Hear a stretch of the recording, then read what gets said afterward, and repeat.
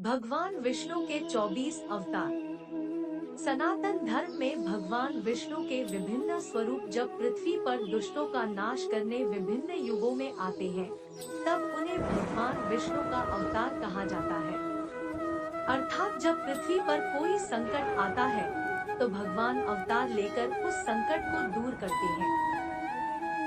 भगवान शिव और भगवान विष्णु ने कई बार पृथ्वी पर अवतार लिया है।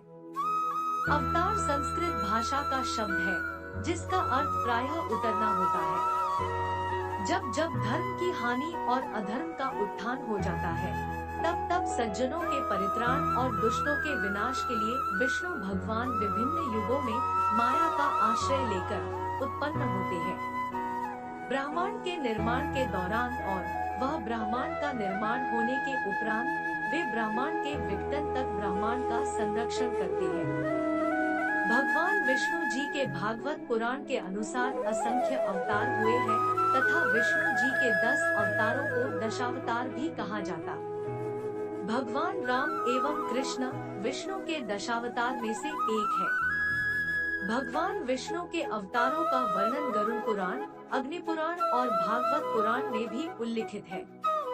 शास्त्रों में विष्णु के 24 अवतार बताए हैं, लेकिन दशावतार को इनमें से प्रमुख माना गया है मत्स्य, कच्छप, वराह, नृसिंह, वामन, परशुराम, राम, कृष्ण, बुद्ध और कल्कि। विष्णु जी के 23 अवतार अब तक पृथ्वी पर अवतरित हो चुके हैं, जबकि 24वां अवतार कल्कि अवतार के रूप में होना बाकी है। एक श्री सनकादि मुनि। धर्म ग्रंथों के अनुसार सृष्टि के आरंभ में लोक पितामह ब्रह्मा ने अनेक लोकों की रचना करने की इच्छा से घोर तपस्या की। उनके तप से प्रसन्न होकर भगवान विष्णु ने तप अर्थ वाले सन नाम से युक्त होकर सनक, सनंदन, सनातन और सनत कुमार नाम के 4 मुनियों के रूप में अवतार लिया। ये चारों प्राकृतिक काल से ही मोक्ष मार्ग परायण, ध्यान में तल्लीन रहने वाले, नित्य सिद्ध एवं नित्य विरक्त थे। ये भगवान विष्णु के सर्वप्रथम अवतार माने जाते हैं। 2 वराह अवतार। धर्म ग्रंथों के अनुसार भगवान विष्णु ने दूसरा अवतार वराह रूप में लिया था। वराह अवतार से जुड़ी कथा इस प्रकार है। वराह अवतार भगवान विष्णु जी पृथ्वी की रक्षा हेतु लिया था। भाद्रपद में शुक्ल पक्ष की तृतीया को भगवान विष्णु इस अवतार में अवतरित हुए थे। ऐसा माना जाता है, इस अवतार में आने का प्रमुख कारण हिरण्यक्षय के कहर से सृष्टि को बचाना था। पुरातन समय में दैत्य हिरण्याक्ष ने जब पृथ्वी को ले जाकर समुद्र में छिपा दिया, तब ब्रह्मा की नाक से भगवान विष्णु वराह रूप में प्रकट हुए। भगवान विष्णु के इस रूप को देखकर सभी देवताओं व ऋषि मुनियों ने उनकी स्तुति की। सबके आग्रह पर भगवान वराह ने पृथ्वी को ढूंढना प्रारंभ किया। अपने थूथनी की सहायता से उन्होंने पृथ्वी का पता लगा लिया और समुद्र के अंदर जाकर अपने दांतों पर रखकर वे पृथ्वी को बाहर ले आए। जब हिरण्याक्ष दैत्य ने यह देखा तो उसने भगवान विष्णु के वराह रूप को युद्ध के लिए ललकारा। दोनों में भीषण युद्ध हुआ। अंत में भगवान वराह ने हिरण्याक्ष का वध कर दिया। इसके बाद भगवान वराह ने अपने खुरों से जल को स्तंभित कर उस पर पृथ्वी को स्थापित कर दिया। 3 नारद अवतार। धर्म ग्रंथों के अनुसार देवर्षि नारद भी भगवान विष्णु के ही अवतार हैं। शास्त्रों के अनुसार नारद मुनि ब्रह्मा के 7 मानस पुत्रों में से एक है। उन्होंने कठिन तपस्या से देवर्षि पद प्राप्त किया है। वे भगवान विष्णु के अनन्य भक्तों में से एक माने जाते हैं। देवर्षि नारद धर्म के प्रचार तथा लोक कल्याण के लिए हमेशा प्रयत्नशील रहते हैं। शास्त्रों में देवर्षि नारद को भगवान का मन भी कहा गया है। श्रीमद् भागवत गीता के 10वें अध्याय के 26वें श्लोक में स्वयं भगवान श्री कृष्ण ने इनकी महत्ता को स्वीकार करते हुए कहा है, देवर्षि नाम नारद, अर्थात देवर्षियों में मैं नारद हूँ। 4 नर नारायण अवतार। भगवान विष्णु ने 24 अवतार लिए हैं। इन्हीं 24 अवतारों में से चौथा अवतार नर नारायण का है। सृष्टि के आरंभ में भगवान विष्णु ने धर्म की स्थापना के लिए 2 रूपों में अवतार लिया। पुराणों के अनुसार नर नारायण की उत्पत्ति धर्म की पत्नी मूर्ति के गर्भ से हुई थी। कहा जाता है कि बद्रीनाथ 2 पहाड़ियों के बीच स्थित है। एक पर भगवान नारायण ने तपस्या की थी, जबकि दूसरे पर नर ने। नारायण ने द्वापर युग में श्री कृष्ण के रूप में अवतार लिया, वहीं नर ने अर्जुन के रूप में अवतार लिया था। नारायण का तप भंग करने के लिए इंद्र ने अपनी सबसे सुंदर अप्सरा रंभा को भेजा था। इस अवतार में इनका रूप ऋषि मुनियों के समान है। इस अवतार में वे अपने मस्तक पर जटा धारण किए हुए थे। उनके हाथों में हंस, चरणों में चक्र एवं वक्ष स्थल में श्रीवत्स के चिन्ह थे। उनका संपूर्ण वेश तपस्वियों के समान था। 5 कपिल मुनि अवतार। भगवान विष्णु ने 5वां अवतार कपिल मुनि के रूप में लिया। इनके पिता का नाम महर्षि कर्दम व माता का नाम देवहूति था। शरशैया पर पड़े हुए भीष्म पितामह के शरीर त्याग के समय वेदज्ञ व्यास आदि ऋषियों के साथ भगवान कपिल भी वहां उपस्थित थे। भगवान कपिल के क्रोध से ही राजा सगर के 60,000 पुत्र भस्म हो गए थे। भगवान कपिल सांख्य दर्शन के प्रवर्तक हैं। कपिल मुनि भागवत धर्म के प्रमुख 12 आचार्यों में से एक है। 6 दत्तात्रेय अवतार। धर्म ग्रंथों के अनुसार दत्तात्रेय भी भगवान विष्णु के अवतार हैं। इनकी उत्पत्ति की कथा इस प्रकार है।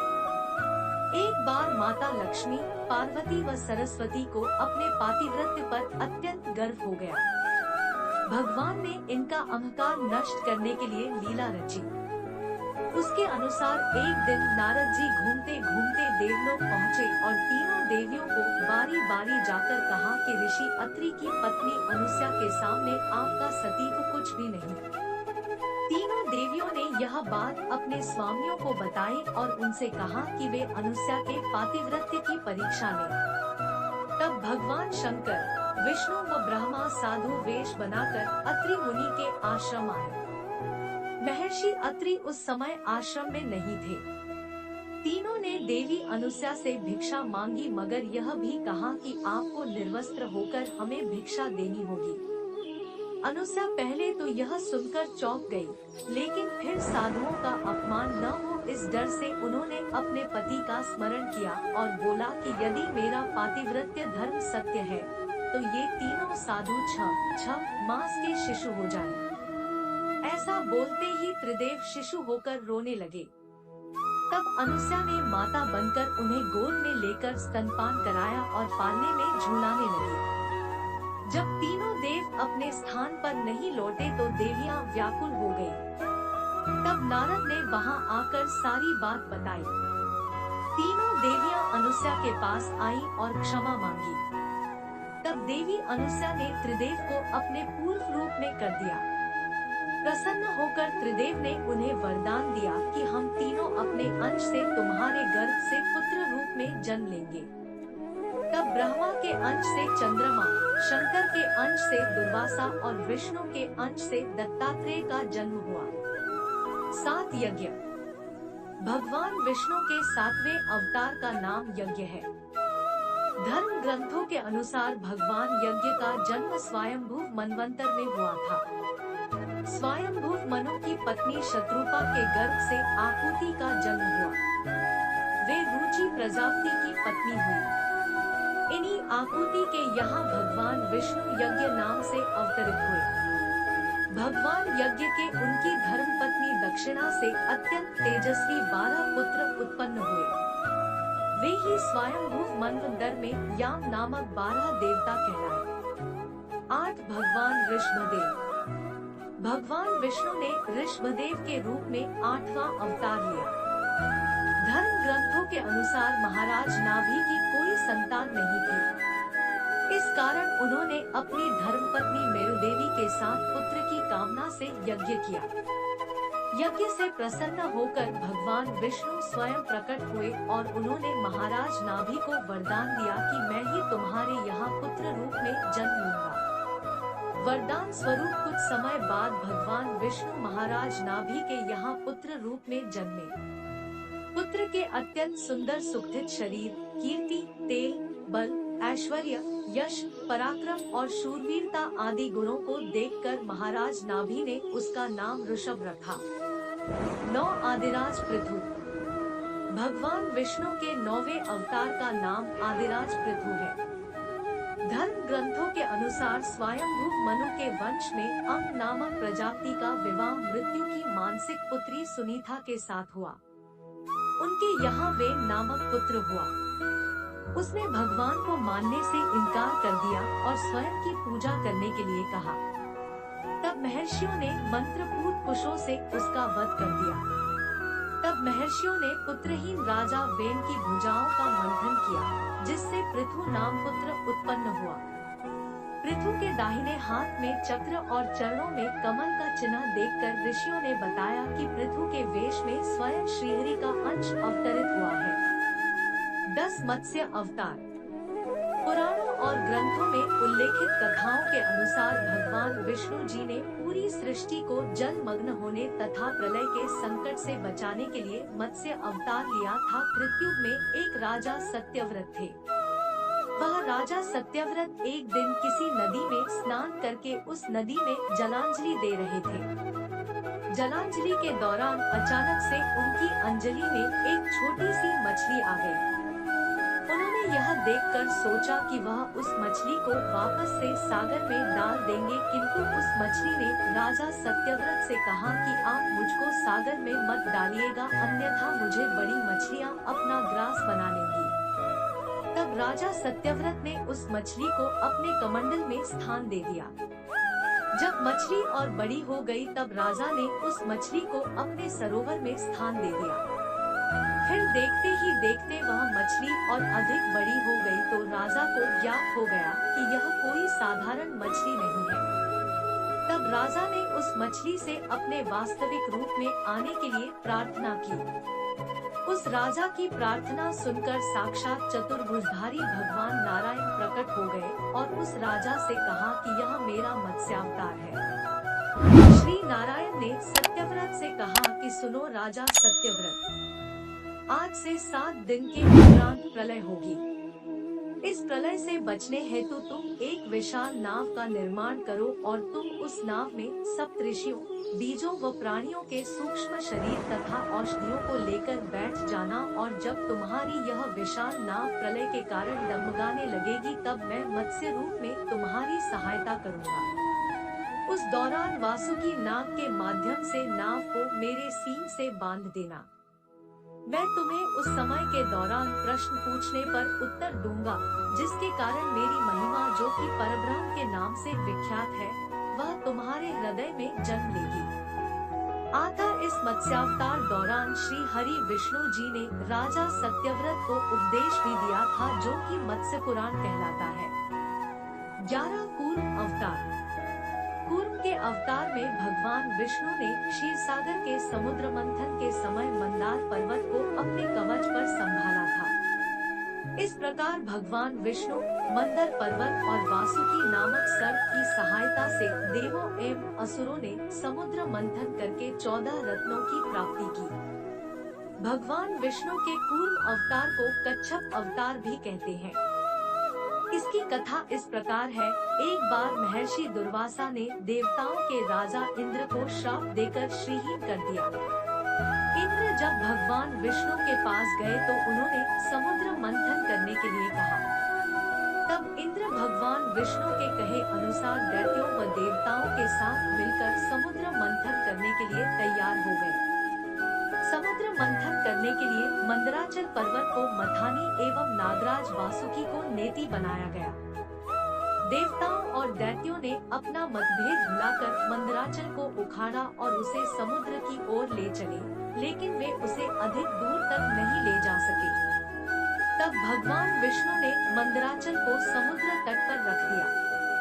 देवता और दैत्यों ने मंदराचल को समुद्र में डालकर नागराज वासुकी को नेति बनाया, किंतु मंदराचल के नीचे कोई आधार नहीं होने के कारण वह समुद्र में डूबने लगा।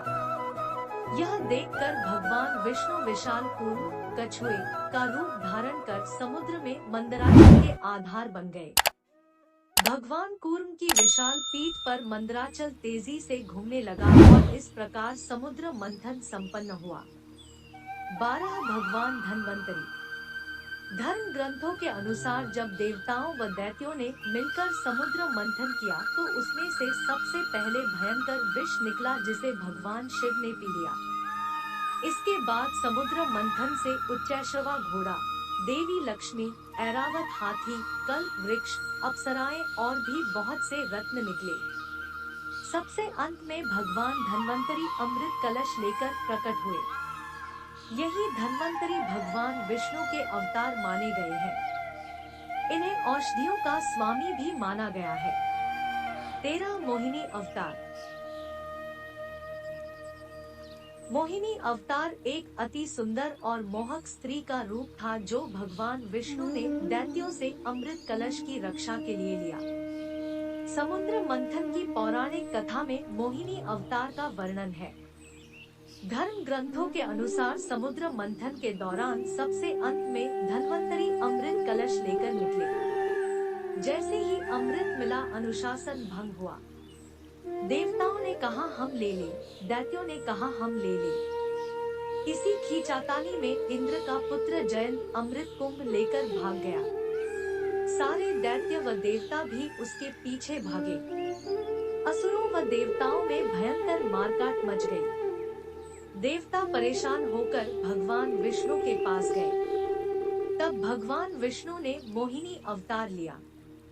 भगवान ने मोहिनी रूप में सबको मोहित कर दिया।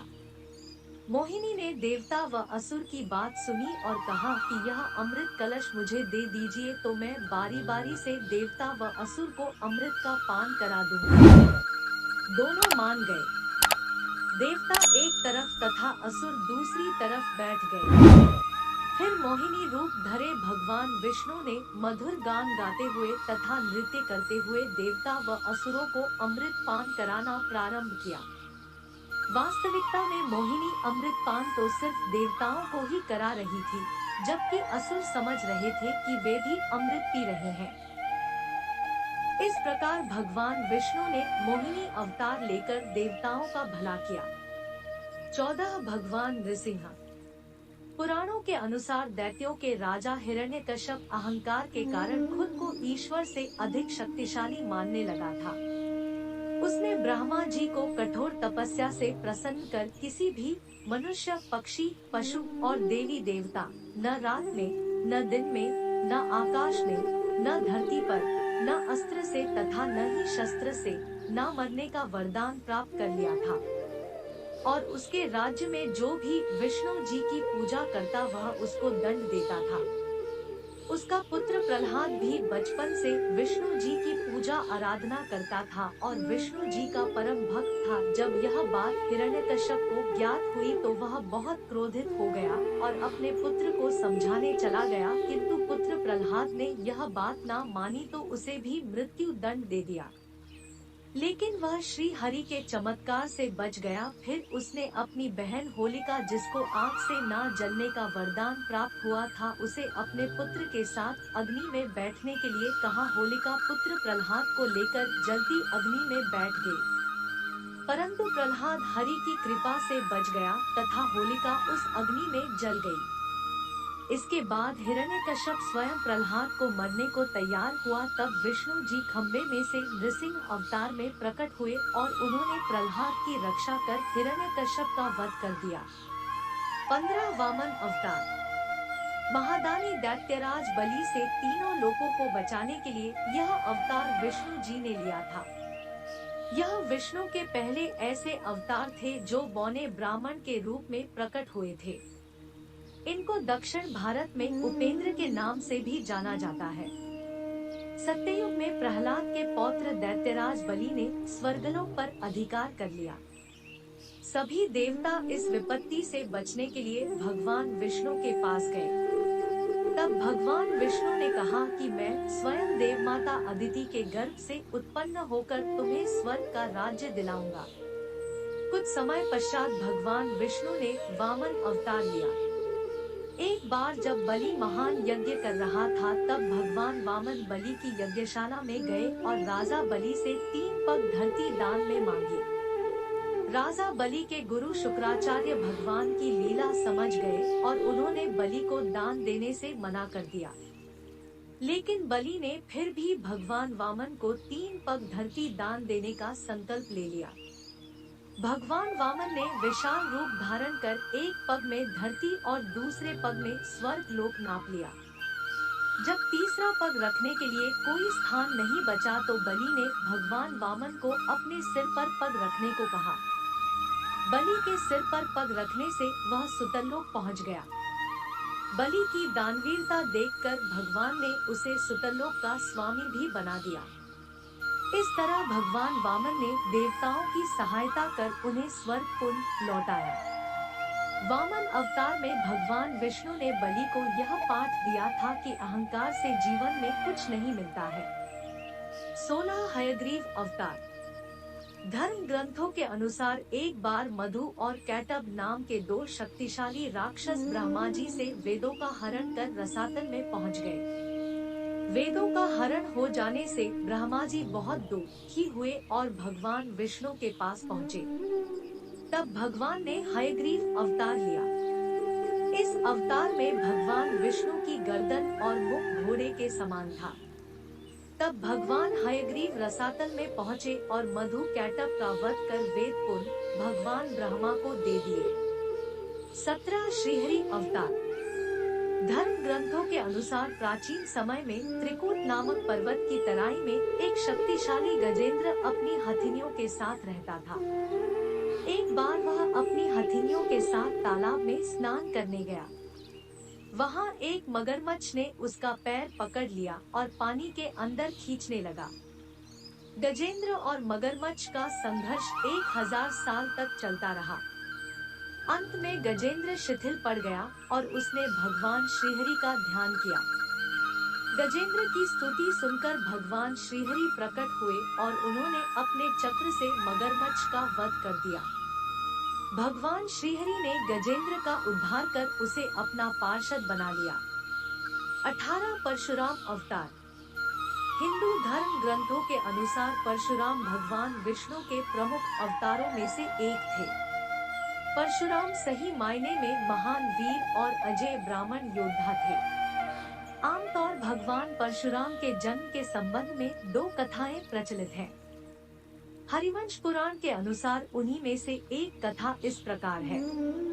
प्राचीन समय में महेश्वती नगरी पर शक्तिशाली हयवंशी क्षत्रिय कार्तवीर्य अर्जुन सहस्त्रबाहु का शासन था। वह बहुत अभिमानी था और अत्याचारी भी। एक बार अग्निदेव ने उससे भोजन कराने का आग्रह किया। तब सहस्त्रबाहु ने घमंड में आकर कहा कि आप जहाँ से चाहें भोजन प्राप्त कर सकते हैं, सभी और मेरा ही राज है। तब अग्निदेव ने वनों को जलाना शुरू किया। एक वन में ऋषि आपव तपस्या कर रहे थे। अग्नि ने उनके आश्रम को भी जला डाला। इससे क्रोधित होकर ऋषि ने सहस्त्रबाहु को श्राप दिया कि भगवान विष्णु परशुराम के रूप में जन्म लेंगे और न सिर्फ सहस्त्रबाहु का नहीं बल्कि समस्त क्षत्रियों का सर्वनाश करेंगे। इस प्रकार भगवान विष्णु ने भार्गव कुल में महर्षि जमदग्नि के 5वें पुत्र के रूप में जन्म लिया और यह परशुराम कहलाए। परशुराम ने समस्त क्षत्रिय कुल का नाश कर दिया। 19 महर्षि वेदव्यास। पुराणों में महर्षि वेदव्यास को भी भगवान विष्णु का ही अंश माना गया है। भगवान व्यास नारायण के कलावतार थे। वे महाज्ञानी महर्षि पराशर के पुत्र रूप में प्रकट हुए थे। उनका जन्म कैवर्तराज की पोष्यपुत्री सत्यवती के गर्भ से यमुना के द्वीप पर हुआ था। उनके शरीर का रंग काला था, इसलिए उनका एक नाम कृष्णद्वैपायन भी था। इन्होंने ही मनुष्यों की आयु और शक्ति को देखते हुए वेदों के विभाग किए, इसलिए इन्हें वेदव्यास भी कहा जाता है। इन्होंने ही महाभारत ग्रंथ की रचना भी की। 20 हंस अवतार। सनकादि मुनियों का संदेह दूर करने के लिए भगवान विष्णु ने यह अवतार लिया था। एक बार भगवान ब्रह्मा अपनी सभा में बैठे थे। तभी वहां उनके मानस पुत्र सनकादि पहुँचे और भगवान ब्रह्मा से मनुष्यों के मोक्ष के संबंध में चर्चा करने लगे। तभी वहां भगवान विष्णु महाहंस के रूप में प्रकट हुए और उन्होंने सनकादि मुनियों के संदेह का निवारण किया। इसके बाद सभी ने भगवान हंस की पूजा की। इसके बाद महाहंस रूपधारी श्री भगवान अदृश्य होकर अपने पवित्र धाम चले गए। 21 श्री राम अवतार। भगवान श्री राम विष्णु जी के 21वें अवतार है। भगवान का मनुष्य के रूप में यह अवतार मानव को समाज में अपनी मर्यादा पूर्ण जीवन जीना सिखाता है। त्रेतायुग में राक्षसराज रावण का बहुत आतंक था। उससे देवता भी डरते थे। रावण को भगवान शिव से अमृत प्राप्त था, जो कि रावण ने अपनी नाभि में छुपा रखा था। उसके वध के लिए भगवान विष्णु ने राजा दशरथ के यहाँ माता कौशल्या के गर्भ से पुत्र रूप में जन्म लिया। इस अवतार में भगवान विष्णु ने अनेक राक्षसों का वध किया और मर्यादा का पालन करते हुए अपना जीवन यापन किया। पिता के कहने पर वनवास गए। वनवास भोगते समय राक्षसराज रावण उनकी पत्नी सीता का हरण कर ले गया। सीता की खोज में भगवान लंका पहुँचे। वहाँ भगवान श्री राम और रावण का घोर युद्ध, जिसमें रावण मारा गया। इस प्रकार भगवान विष्णु ने राम अवतार लेकर देवताओं को भय मुक्त किया। मर्यादित जीवन और आचरण से राम मर्यादा पुरुषोत्तम कहलाए। 22 श्री कृष्ण अवतार। हिंदू धर्म में श्री कृष्ण विष्णु के अवतार माने जाते हैं। कृष्ण जी के अवतार में उन्होंने सभी प्रकार की लीलाएं की। कृष्ण अवतार 16 कलाओं से परिपूर्ण अवतार था। श्री कृष्ण साधारण व्यक्ति न होकर युग पुरुष थे। विष्णु जी का यह अवतार लेने का मुख्य कारण कंस का वध करना था। द्वापर युग में भगवान विष्णु ने श्री कृष्ण अवतार लेकर अधर्मियों का नाश किया। भगवान श्री कृष्ण का जन्म कारागार में हुआ था। इनके पिता का नाम वासुदेव और माता का नाम देवकी था। भगवान श्री कृष्ण ने इस अवतार में अनेक चमत्कार किए और दुष्टों का सर्वनाश किया। कंस का वध करके भगवान श्री कृष्ण ने वासुदेव और माता देवकी को बंधनों से मुक्त किया। महाभारत के युद्ध में अर्जुन के सारथी बने और दुनिया को गीता का ज्ञान दिया। धर्मराज युधिष्ठिर को राजा बनाकर धर्म की स्थापना की। भगवान विष्णु का ये अवतार सभी अवतारों में सबसे श्रेष्ठ माना जाता है। 23 बुद्ध अवतार।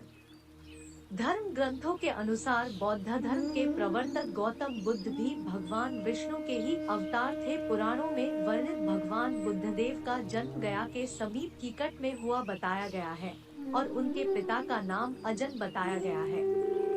यह प्रसंग पुराण वर्णित बुद्धावतार का ही है। एक समय दैत्यों की शक्ति बहुत बढ़ गई। देवता भी उनके भय से भागने लगे।